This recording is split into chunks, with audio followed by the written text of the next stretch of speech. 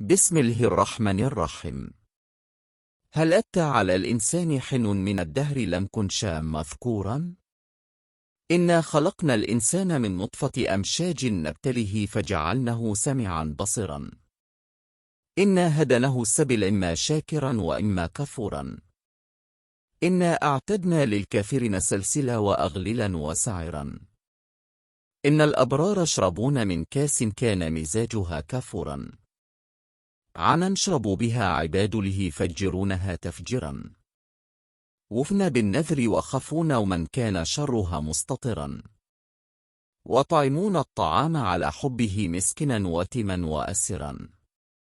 إننا نطعمكم لوجه الله لا نرد منكم جزاء ولا شكورا. إنا نخاف من ربنا ومن عبوسا قمطررا. فوقهم الله شر ذلك اليوم ولقهم نضرة وسرورا. وجزهم بما صبروا جنة وحررا.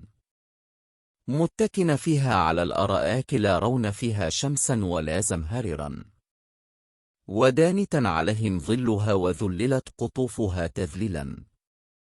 وطافوا عليهم بنت من فضة وأكواب كانت قواررا. قوارر من فضة قدروها تقديرا. واسقون فيها كاسا كان مزاجها زنجبلا. عنا فيها تسمى سلسبلا.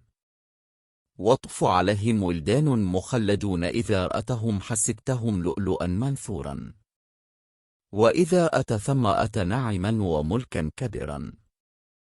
عليهم ثب سندس خضر واستبرق وحلوا أساور من فضة وسقهم ربهم شرابا طهورا. إن هذا كان لكم جزاء وكان سعكم مشكورا. إنا نحن نزلنا عليك القرآن تنزيلا. فاصبر لحكم ربك ولا تطع منهم إثما أو كفورا. وأذكر اسم ربك بكرة وأصلا.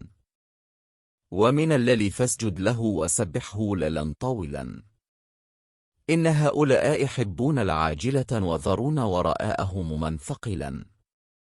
نحن خلقناهم وشددنا أسرهم وإذا شئنا بدلنا أمثالهم تبديلا. إن هذه تذكرة فمن شاء اتخذ إلى ربها سبيلا.